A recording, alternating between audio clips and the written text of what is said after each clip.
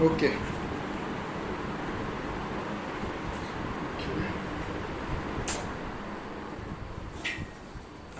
Okay. So far we have discussed some basics of. I've finished uh, sequences and series. Yeah, sequences and series. Okay. So basically, I have started two topics in parallel. One is basic topology,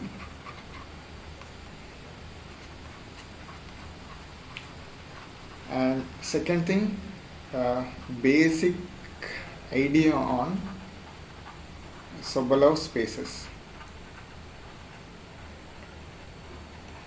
So I have sent you messages saying importance of Sobolev spaces. You must have an idea of understanding of Sobolev spaces while implementing your neural networks and so on, because the solution of PDE lives in something called Sobolev space. So this I'm covering in the second part of my lectures, and we haven't touched Sobolev spaces yet. It's because we are building a basic mathematical framework required to understand what a Sobolev space is. So we'll get to that. So some of you suggested that okay, basic topology is getting heavier, so I'll just stop with basic top. I'll teach basic topology later on. Instead of that, I'll basically start with solutions of PDEs, and we'll be discussing some basics of Sobolev spaces, because to understand what a solution of PDE is, we need Sobolev spaces. So from now on to about 5 to 6 lectures, I'll try to finish solution of PDEs,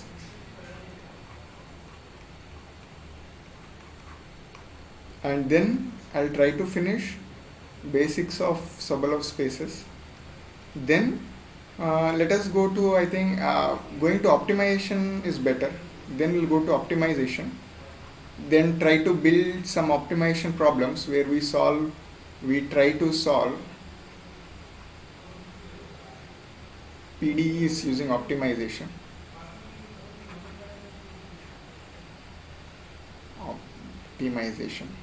And then I'll go to probability, and then I'll basically teach something about linear algebra.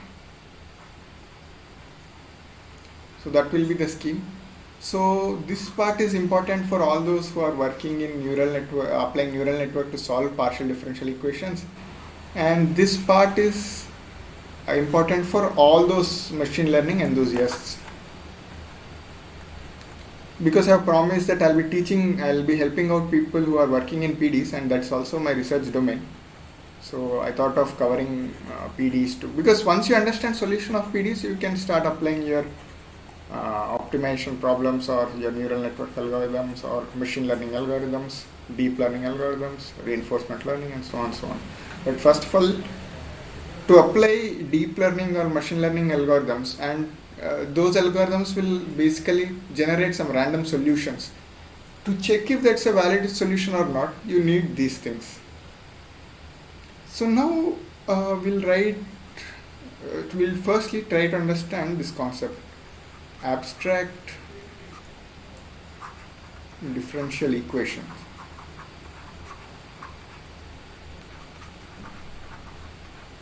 Abstract differential equations, or you can say D represents differential equation from now on. D in Cauchy form. So all of you might have studied differential equations of this kind in your M1, M2, so on. Z dot of t is equals to AZ of t plus some BU of t for all t greater than or equals to 0, and Z being some initial condition. So what is the solution of this particular differential equation?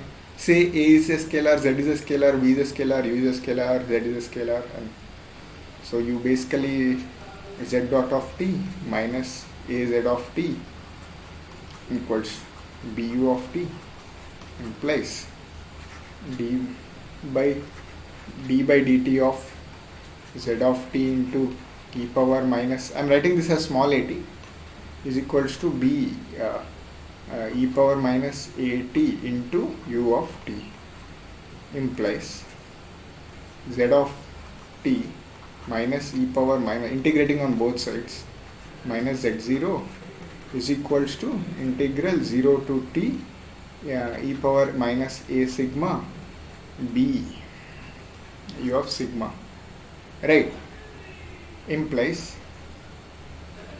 z of t equals e power at times z0 plus e power at times integral 0 to t e power minus a sigma b u of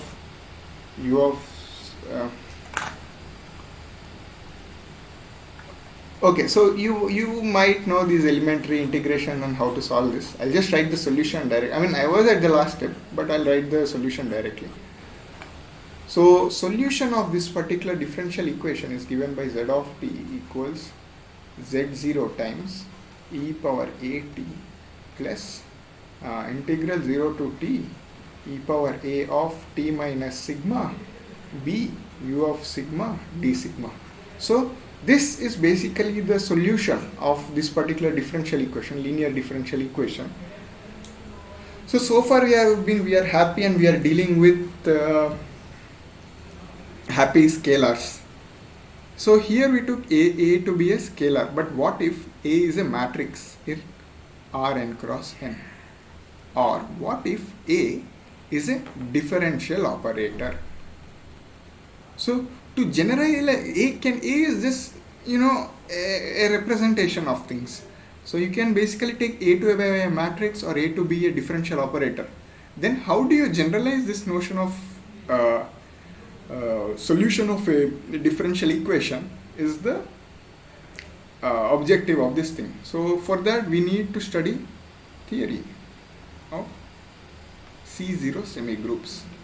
So basically C0 semigroups generalize the notion of e power at. So what does this e power at mean if A is a matrix, or if A is a double derivative operator, d square by dx square? So your A can be a matrix, some matrix 0, 1, 0, 0, 0. How do you take an exponential of that? Or if your A is a double derivative operator, dx square, how do you take an exponential of that? So so we are going to study our differential equation in abstract sense and try to understand an abstract theory for all this.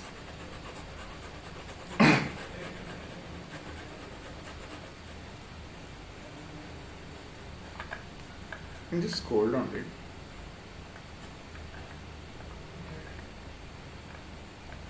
Okay. So now some basics. So right now we are studying PDEs. So I'll give an example.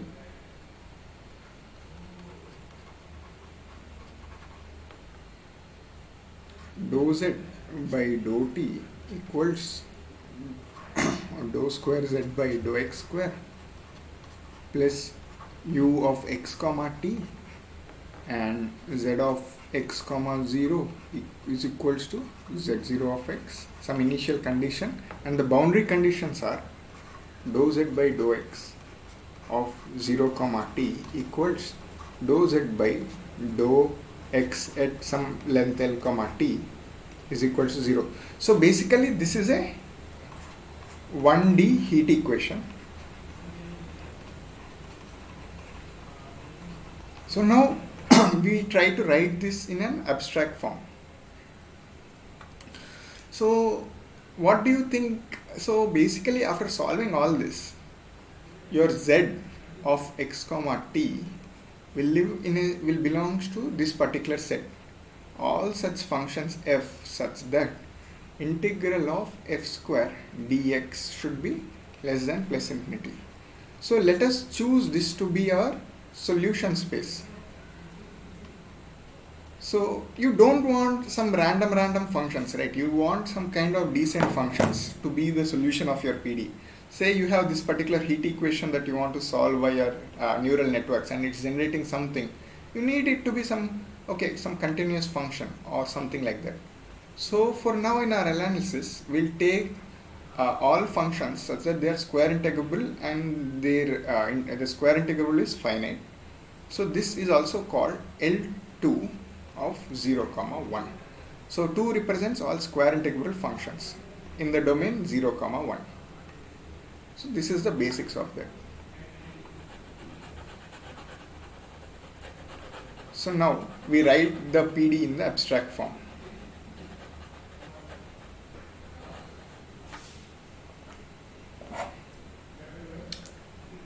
So here I am writing the PD again.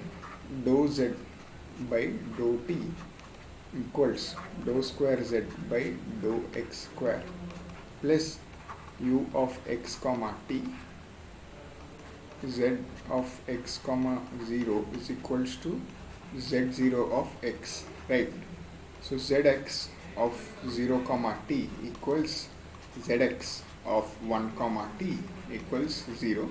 So now I'll write this as z dot of t is equals to ax plus b times u, right? And now, so what is a here? A is our double derivative operator. So this is a map. We take H2 to L2, right? This is a Sobolev space. So basically H2 is all the functions in L2. L2 is all square integral functions such that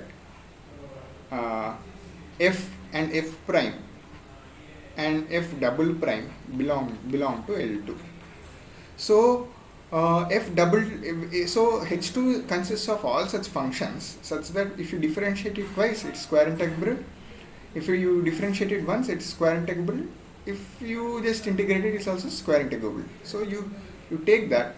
So the reason for choosing H2 is because of the double derivative operator, right? So your domain of A is basically all f belonging to H2 such that f dash of 0 is equals to f dash of 1 equals 0. So this is your domain of A.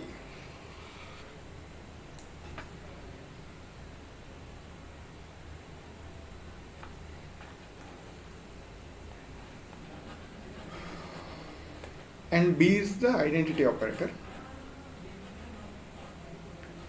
So now you solve this particular PD, by separation of variables, you get this particular solution. Z of x comma t equals integral 0 to 1 g of t comma x comma y into z naught of y dy plus integral 0 to t integral 0 to 1 g of t minus s comma x comma y u of y comma s dy ds, right? And g of t of x comma y is basically 1 plus.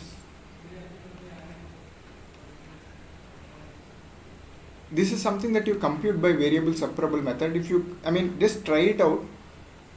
Try to verify this relation. It's a homework. If you're not able to get, you can contact me. It's basically some basic. So this is basically e power at of the operator that we defined before.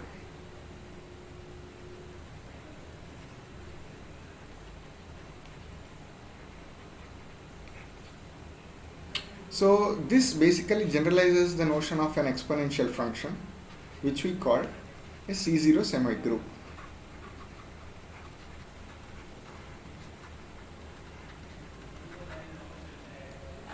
Okay.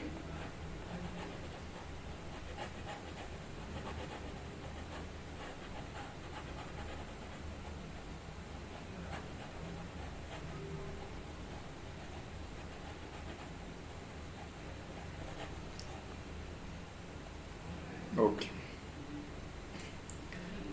So the e power at of z naught, or basically so from now on we'll write the exponential function as t of t z naught is basically defined by integral 0 to 1 g of t comma x comma y z0 of y dy.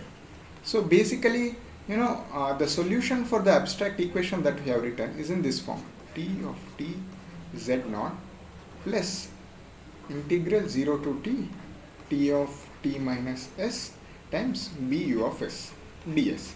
So this is a solution of z dot of t is equals to a z of t plus bu of t, where a is equal to the differential operator. So the exponential of the differential operator is given by the solution that I have shown before. So now let us go further and generalize the concept of a semigroup.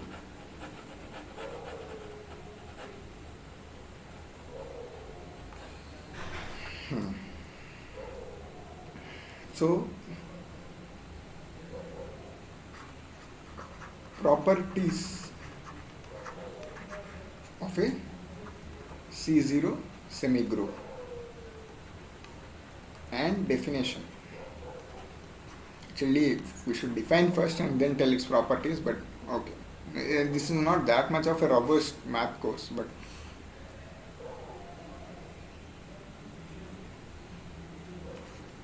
okay. So a strongly continuous semigroup z of t basically maps a function from R plus to your Hilbert space Z such that t of t plus s is equals to t of t into t of s, which is basically generalizing the notion of e power t plus s is equals to e power t into e power s. Next, t of 0 should be identity operator. This is generalizing basically e power 0 is equals to 1, and further limit of t tends to 0 plus norm of t of t z naught minus z naught should be 0, which is basically e power t into some x naught minus x naught should be 0, should go to 0 as t goes to 0. So these are three properties of a C0 semigroup.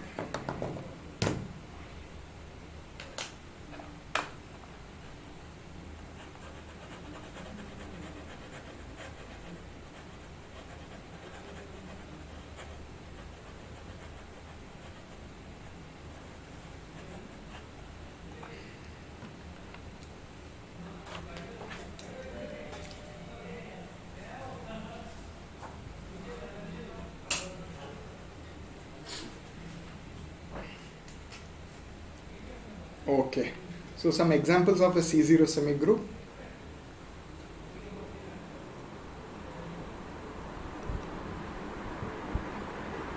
Some examples are 1, e power at, right? A is a scalar. But if A is a matrix, then another semigroup is e power at. A is a matrix, so how do you compute the exponential of a matrix? Identity plus at plus a square t square by 2 factorial plus a cube t cube by 3 factorial plus so on till infinity. So this is exponential of a matrix. This is also a semigroup.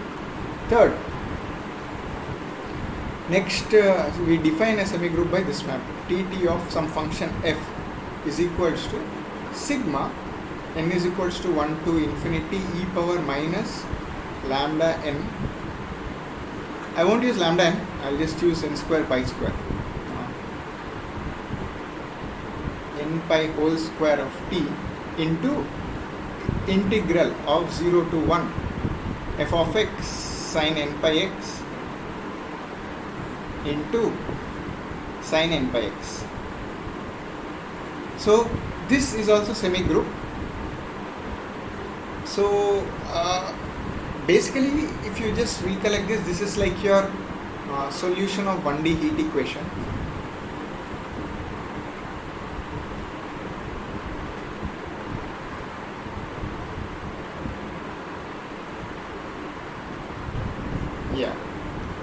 So basically that's how we generalize. So this is how you link your PDE to the solution of a semi-group.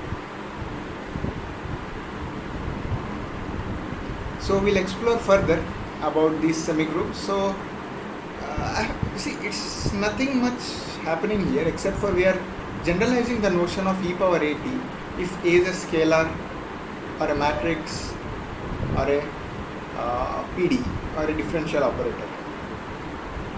That's it. We'll study the properties of semi-groups and so on. We'll further exercise things and we'll apply these to our PDEs and get to know about this particular entity in consequent classes. So now I'll just go to Sobolev spaces and so on, expanding on distributions. So this is part 2 of lecture.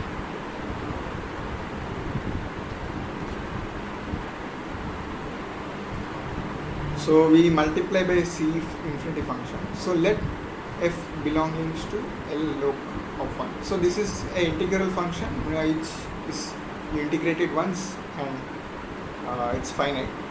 And let psi belong to C infinity of R.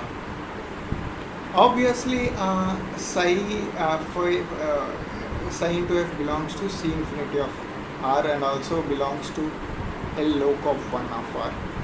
Okay, so T psi f of phi is basically a valid distribution which is equals to integral R times of psi times f of phi dx, which you can write as integral R of f into psi into phi dx, which is equals to integral T of f of psi comma phi. This is multiplication operator in this, and obviously if psi n goes to 0 uniformly implies psi times phi n also goes to 0. Similarly, all its derivatives also go to 0, implies Tf also goes to 0 if psi n goes to 0, psi f goes to 0. So it's a valid distribution.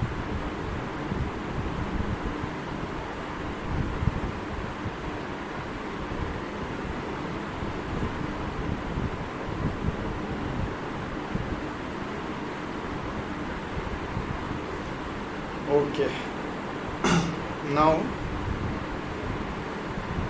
say omega Rn is an open set and T belongs to d of omega star, it's a distribution, and psi belongs to C infinity of omega. Then we define psi times T of phi to be equals to T times, this is a definition, can't argue much without with this, right? So now psi times T dash of phi equals, derivative of a distribution is what? Minus of psi t of phi, which is basically definition wise it is basically minus T of C phi, which is equals to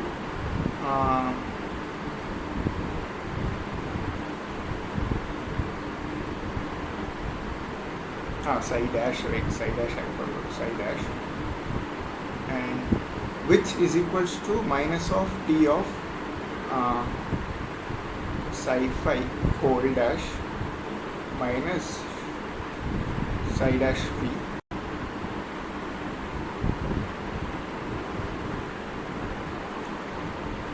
which is equals to, because of the linearity property, T times psi phi whole dash plus T times psi dash phi, so which is equals to T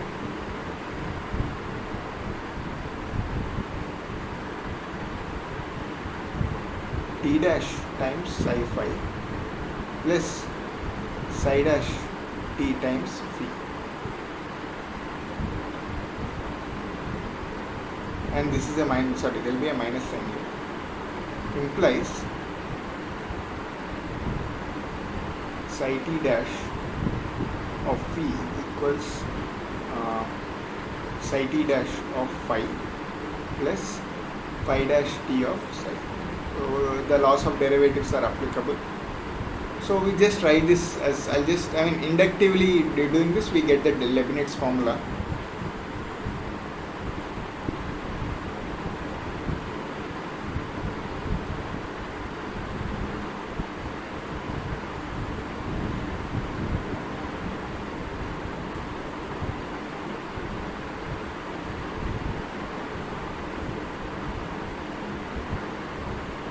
So d alpha of phi t equals, this is basically like the Leibniz formula, beta less than or equals to alpha factorial by beta factorial into alpha minus beta whole factorial into d power alpha phi into d of alpha minus beta times. So Leibniz formula.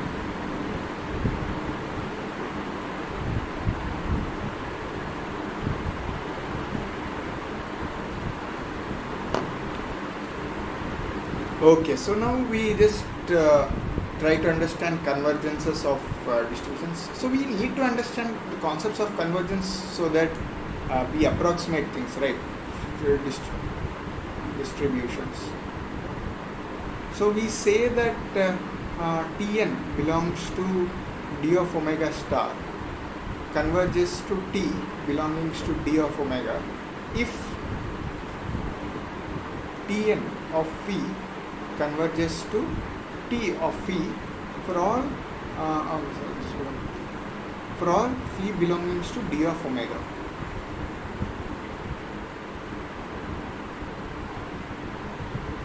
Yeah. So this is basically something called weak star convergence. I'm avoiding pure mathematical notations, but this was what happens. This is something that will arise in your finite element methods. Okay. So if Tn converges to T in d omega star, then for every multi-index indexing set Dn of alpha also converges to d alpha of t. This is basic proof of things. So now I'll show how there exists a sequence of distributions that basically converts to Dirac delta function.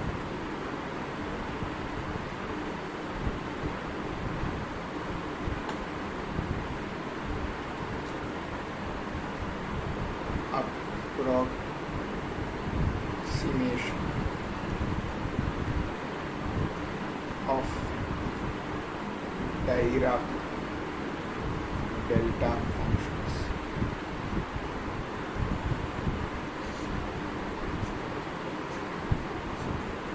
Okay.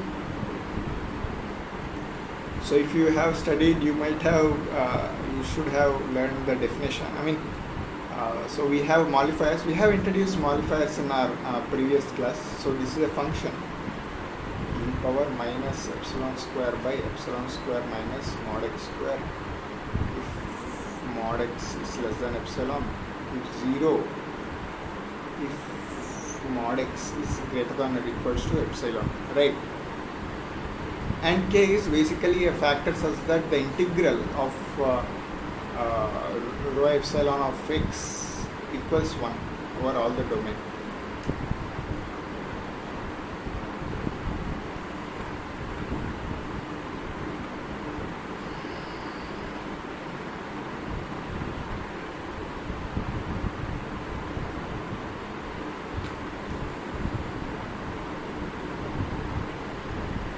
So now I'll prove that T rho of epsilon basically converges to Dirac delta function. So basically I'll show that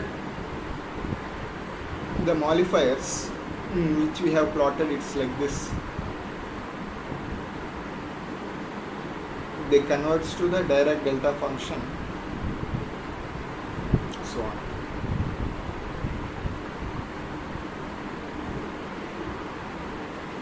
So T rho of epsilon of phi equals integral R of phi times of e power minus epsilon square by epsilon square minus small x square dx into some factor that basically normalizes a function into epsilon power minus n. So with change of variables, I write this as integral of r phi times epsilon times of y into epsilon of minus 1 minus mod y square into dy into k. Right. Now I subtract and add minus phi epsilon.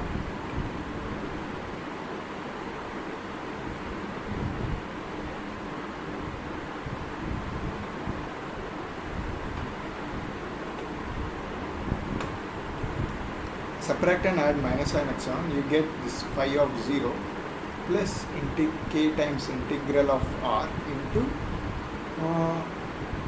phi times epsilon y minus phi of 0 into mod y square dy. Now as y is becoming small, implies limit epsilon tends to 0 phi epsilon of y, because it's a continuous function.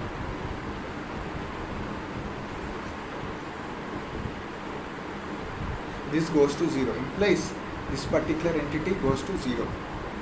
So implies limit epsilon tends to 0 t f of epsilon of psi equals rho of c, which is equals to Dirac delta function of 0 of phi. So as this particular things become very small, it basically converges to your Dirac delta function. So these are some things that you must know how to construct your solution spaces later on.